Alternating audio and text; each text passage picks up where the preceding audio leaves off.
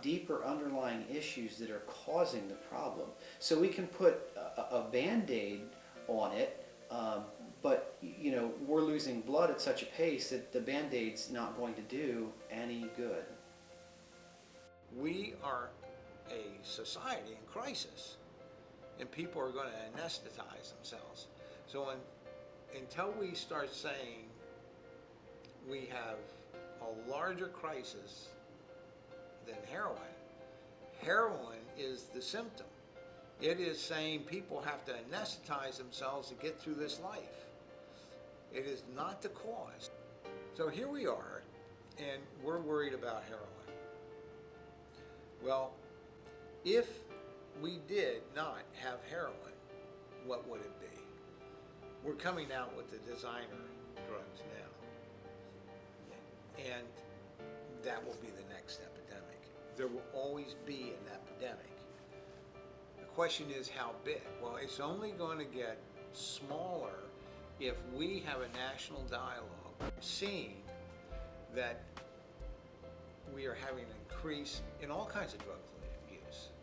But don't think of it at first as a drug. We don't have to ask why heroin's a problem. We have to ask why despair is the problem. Because despair is what is being anesthetized. Tanner, I'm from Central Pennsylvania. Why are you here today? To speak on my addiction. What addiction is that? Heroin addiction. I've had my addiction for like 8 years now, but heroin for like 3 or 4. How old are you? 20. 20? Yeah. So you started when you were early teens? Yeah. What did you start on first? K2. Why did you get started? How did you get started down the drug road? I mean, I was a pretty good kid, and I just started having problems when I was younger. It stemmed from other problems, but Like what kind of problem? being sexually molested, and Was that by a family member? my mom's ex-husband. Yeah. Okay. A couple weeks ago, I had my overdose experience. Humbling to say the least. First time I used heroin. Probably go back to about 18 years old. Just like any other drug. It's just, you know, it was a party thing. Everyone else around me was doing it. I found that most of it is a result of bad parenting or trauma. Hands down. Neither of them's the case in my case. You learn by seeing and hearing. I mean, that's what. So I mean, kids like they're listening to the music. You know, the music's telling them do all this stuff. You know, and you'll be accepted. You know, you'll be one of everyone else. Really, is what it is, and that's scary. And especially, you know, if tragedy would strike, you know, it would just send, you know, a wave through. You know, When you wave of say destruction. It's no stranger. Does that mean your parents have addiction problems, or? You know, my dad, for on and off, you know, basically his whole life. I mean, because that's the typical story you hear. I mean, it's never, you know, an early happy ending. What was his addiction to?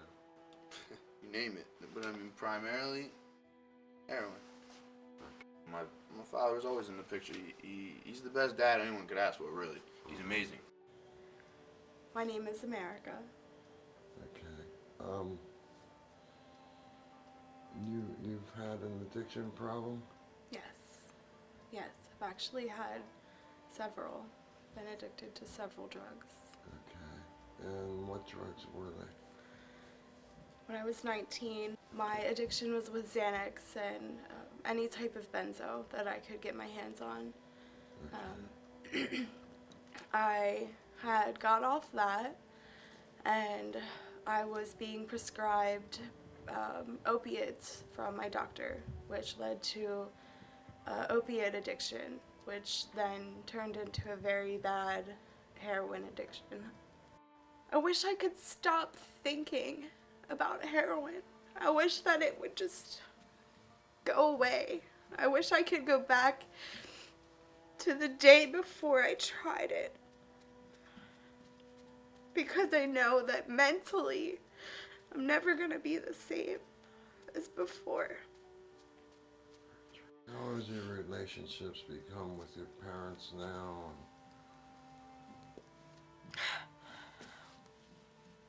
We don't have one. We don't have one. They're both still addicts. I love them dearly. Your parents are heroin addicts? They're addicted to pills more than heroin. I mean, they'll do heroin. Mm-hmm. They'll do any drug that's in front of them. So we're going to continue to see 200, 400% increases in fatal overdoses. We're going to continue to see greater proliferation of addiction to heroin. If we can't address some of the underlying problems, we're going to continue to see these problems. And you know, if I may, our focus today is on heroin, but it's not just heroin. It's other drugs. If we can get people off of heroin, it's going to be something else. We've got to deal with the underlying problems that are leading kids to drug addiction, period. And I know that that's not always popular to say. It's not popular to say that it's because mom and dad aren't around to supervise them. It's because, you know, they're looking for they're looking for love, they're looking at affection, and they're not getting it at home. Or maybe they're getting the wrong kind of attention at home. There are so many things that lead to the use of heroin, but we've got to start to look at those underlying problems and deal with them in a substantial way, not deal with them in a way that you know, just addresses the topical issue. You know, we can't just put ointment on a cancer. We've got to get in and we've got to dig the cancer out. Eventually I tried it, did the whole cigarette smoking too, and it just started from there, you know, here and there, and it just got worse and worse, progressed. You want to describe worse and worse? It went from, all right, like I used to play soccer, and it went from me smoking and drinking maybe once every couple weeks to every weekend. I stopped going to soccer. I thought I was missing out on it. I started having friends come to the house all the time. And this whole time my mom had no idea that that's what I was doing. How's that possible? What I did was I basically hid behind my sister. When she was doing what she was doing, I was able to kind of like sneak by. Every time she went out to smoke a cigarette, I just said I was out there sitting with her when I was really smoking with her. So I was able to kind of hide it from her for a while. So. Did your mom know that your sister was doing things? Yeah, she did. Through that age, she also got worse and into other things. We've had the cops at our house because of her. She's tried to kill herself. We had ambulances at our house. She was sent to psych ward. I mean, she used to come after me with like forks and knives, and it was just constant chaos with her. So I was able to basically sneak by, like I wasn't even doing anything wrong. Yeah. My parents split up when I was probably like 2 or 3 years old, and my dad, he's a very like selfish, for better lack of words, bastard. But he like, I don't know how to explain it. He was not just physically harming me, but mentally, like, really bad. Like, I'll just give you one example. Like, this just happened out of nowhere. He thought me and my sister loved our mom more than him. We had a room fixed up in the basement, and he made me go down there, and he yelled down to me, "Now you can stay down there until you rot." And this was at like the age of like 7. You know what I mean? He just did stuff like this all the time. Like, we had to finish our meals and our plate, you know, maybe before we could leave the table. Well, at this time I had a stepsister. She's no longer my stepsister anymore. And she ate everything, and she ended up puking in her plate. And then he said, "Now you can eat that." And she was literally about to take a bite, and my stepmom came in. So like, he was just twisted. What was his problem? I don't even know. He doesn't have any drug problems. Is this your biological father? My biological father. My mom did tell me that he did have, anger issues and stuff like that growing up, but. You think? Yeah, right? But, nothing I can pinpoint, but he was always the type of person that no matter what I did, it was not good enough. We'd play games together, and if I didn't win and I was on his team, like, he'd get mad at me. You know what I mean? I got paddled for everything and anything. If I broke something, dropped something, it was all bad. Like, I literally was walking on eggshells. So that's just kind of the mindset I grew up with, that anything I did had to be perfect or I shouldn't even do it at all. So. Was there any molestation? Mm-mm. Or did you ever try to commit suicide? You ever I've cut never tried to yourself? commit suicide, but yes, I was a cutter. I actually learned that from my sister. From my arms, my legs, and that happened up until like 2 years ago was probably like the last time that I did something like that. My mom remarried, and she remarried a guy that was in the army. So he was very like in your face, you know what I mean? Had to be in everything. Drill sergeant? Yeah, pretty much. Besides that, I remember him dragging me and my sister up by our hair to our rooms if we didn't go to our room. And, he never hit me, but I've seen him punch my sister in the face, slam her head on marble counters, push over my mom to get to her. And this would all happen because my mom and my sister were arguing. So he would get involved.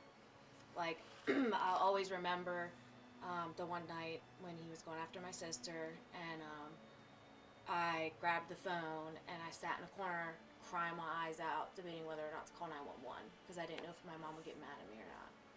And it never did. And I told her this, and she's like, "Oh, it's okay. He's not going to do anything," even though he just did. How long were you using, and what were you using? On and off since I was 12. Everything. I've tried absolutely every drug you can think of at least once. So, started alcohol, weed, Special K, ecstasy, acid, cocaine, heroin, pills, everything. And why started you down that road at 12 years old? I want to say I was lonely. Growing up alone and not really having, my mom was into her addiction, into her men and stuff, and I had nobody. And I didn't have friends because we moved a lot, 14 times over, a 7-year period is a lot of times, A lot of different school systems. I wasn't allowed to do sports and do extracurricular activities. One, because my mom couldn't afford it, and two, because I had heart issues. So I was always the outcast, and I was a little heavier when I was younger. So I felt like once I learned about drugs a little bit and knew what people were doing, I started doing them and stealing them. So now I had my own drugs. I was able to get friends because I was supplying the weed. I was supplying the alcohol. So it started as a way to get friends, to have people, a quote-unquote family, be accepted somewhere. You see a lot of people, as when I was watching the documentary, I forget who it was, talked about the hole inside. Mm-hmm. You see so many people empty inside. And that's what really heroin is. You're almost like a walking dead person. Correct. Or a zombie. And when you come to, there's this, it's a big hole. Because heroin is an addiction that's a complete lifestyle as well as the drug itself. So, you need to fill that up, So the heroin is filling that hole up. That's right. Yeah, that's right. And while it's filling that up, it's creating a bigger hole, it seems. Exactly. Like a cancer. Well, more, it's all the baggage of the past, like you talk about, physical and sexual abuse and whatever, then it creates more. Police departments like here in New York City that get it, and they realize that child abuse is the biggest cause of what's driving this epidemic. I don't know, it starts with a dialogue. As I was saying before, like race, it's something that is very uncomfortable to talk about. Mm-hmm. It's uncomfortable for the individual who's the victim to talk about.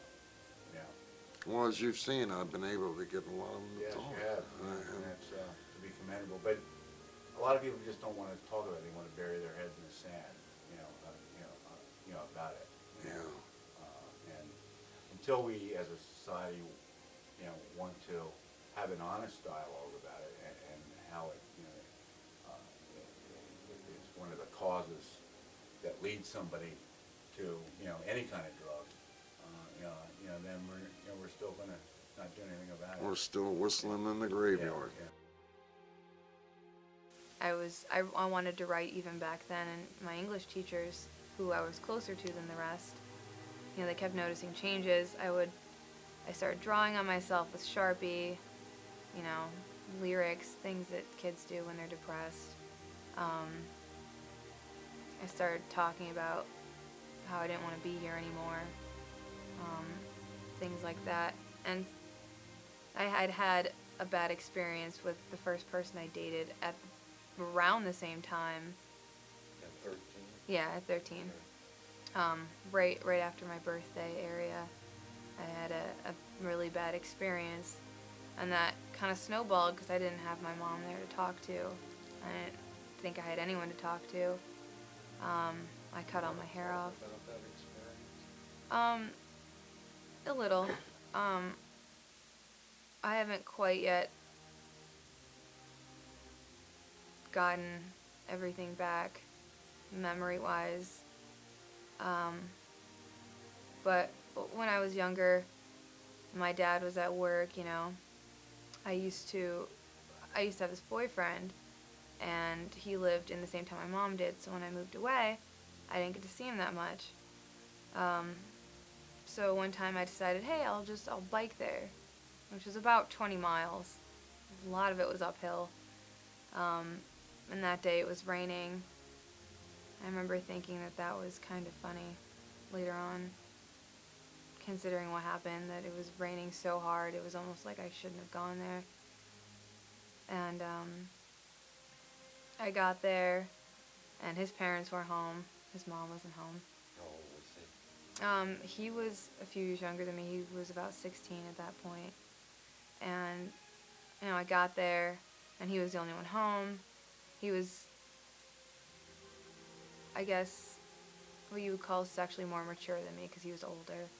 I was only 13. I wasn't big into, I didn't know anything about relationships yet.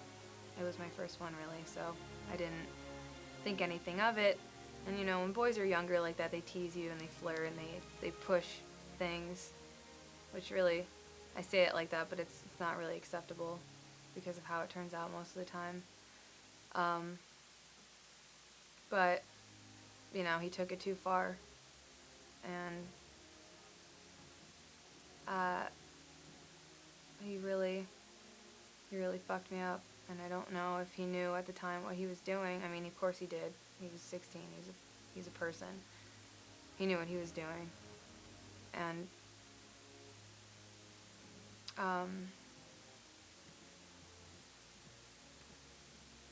he just.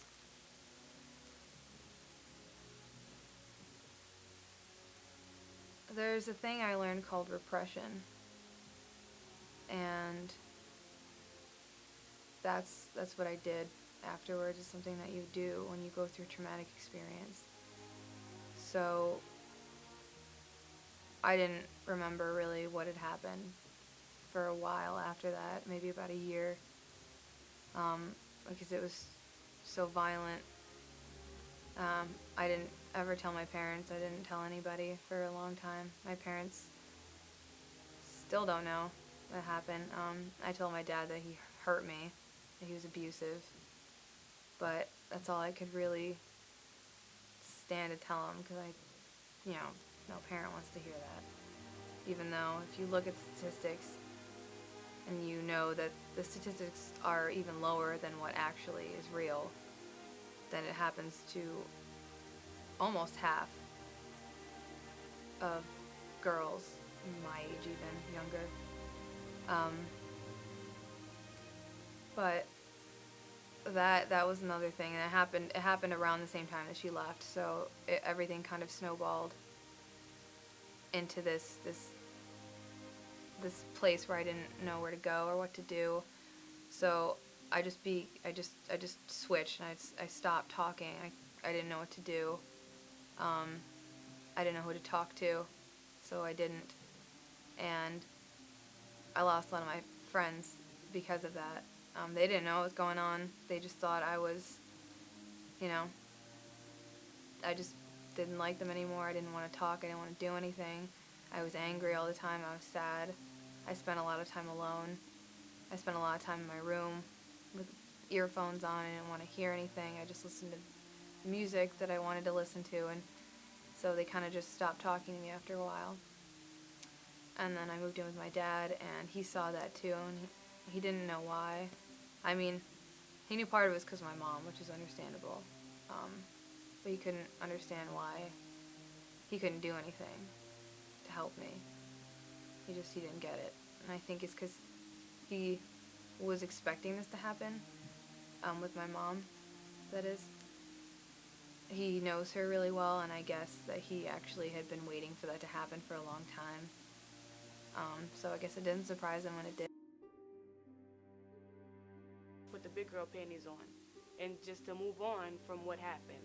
I mean, not saying you gotta forget about it, but you can't just let it hold on to you forever.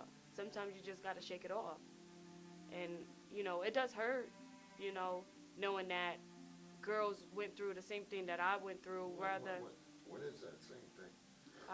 being molested, whether it was by, family members or people that they didn't know. I know it hurts. It's still sometimes when I want to cry, and just go off. But it's other times when I just be like, it happened, and, How many girls does that happen to? a lot. It's a lot of girls that it happened to. Like 75% of girls that I know has either been raped or molested by a family member, by a friend's family member, and it's sad, but you can't take that. You can't take it back. That girl went through hard things in her life, and for you actually putting it out there to say, this is what she did, and this is what happened to her to lead her to that, and then people just come out of nowhere and just say the nasty, hateful things that they say. It's like, girls wouldn't go through this if y'all would just pay attention to them. If family members would pay attention to them, you could see it. It's not hard. It's not hard to see that somebody's been molested or raped. It's not hard. You could see it. You really can. And it's like me happening to me. I could see it with any female. Even if they don't say it, I could see it. Not just because it happened to me. It's because you could see how it destroys a person. You could see when a person that just goes into their shell and is depressed and doesn't want to do anything. You could just see like they're destroyed. And they turn to drugs because they're destroyed about what happened and they don't want to think about it. But they still don't understand that even when you turn to drugs, when that high wear off, oh, you're back to thinking about what happened to you. And it doesn't matter who it is. I mean, some people don't turn to drugs. Some people turn into alcoholics or they turn into potheads. It's just like, it's not all about, why they do it. Well, it is all about why they do it. It's just that people don't look at the background of it. They be like, oh, well, she didn't report it. Some people don't. I didn't. I didn't report it. You know what I did? I started drinking. I started smoking. I started getting wild. My brain was mixed up. And then I started getting into deep depression. And I could understand why females do that because they just feel like somebody's going to judge them. That's why all that hateful stuff that people write, I try not to, comment on it and, feed off of it. But it pisses me off because it's like some of you bastards out there, it just, you don't see what we're going through. You don't see why he's publishing the things that he's saying because y'all didn't live, y'all don't have to live the life that we went through. And, some people that might, comment on it might be the people that got raped or molested, and they look at you like, oh, well, you're a pervert for putting it out there. No, he's trying to save another life. It's about putting a story out there to save somebody else that's going through it. For they could read about it and be like, you know what? Let me stop doing these drugs. Let me actually, go and get help and talk to somebody about it. Let me do something instead of, getting high. It's bad. It's bad for us. Any drug is bad. You see a lot of girls using drugs. Yeah. I see nowadays, I see girls using pot, but I'm seeing more heroin than pot nowadays. I ask myself why these young pretty girls is using heroin. It shocks me. It does. It shocks me. It's even males that use heroin that you could tell that something happened to them. It's not just females, it's males too. But But you think there's a contributing factor that made them turn to drugs? yeah. They Yeah. just arbitrarily pick up the drug and the drug. Yeah, is they the don't problem. just pick it Is up. the problem? Is Uh, heroin the problem? No, heroin's not the problem. To me, heroin is not the problem. It's the background. It's the background to them doing the heroin. It's not the problem. When you do coke and it ain't working for you no more, then you move up. You move up a drug. So it's like heroin is not the problem. It's the problem that happened. And some families, they either don't care or they either don't want to work through the problems. And it's sad. It's sad. It's very sad. But it's just like, at the end, you can't help somebody that don't want to be helped. Some of these men out here, they don't want to be helped. They don't want to come out and be like, I've been molested by this person. I've been molested by this person. And it's just like, it's sad that they don't want to come out, but it's just like, it's all about being judged. That's Wow. how. Do the 1032s. Yeah, that's good. You know. 1032 sounds like a You winner. know, but it falls on deaf ears around here. Rather than do your march downtown, your candlelight vigils, do something that matters, and a 1032 would matter. Because now you're saving lives. You're not going to meetings looking for everybody outside yourself. You are actually fundamental in becoming that part of that 1032. I thought Google searched that and it'd be interesting to see. You won't find, unfortunately, you won't find this area because it becomes localized. Okay. Google, but just the concept of it, it's not a master brainer here to do this. It's happening in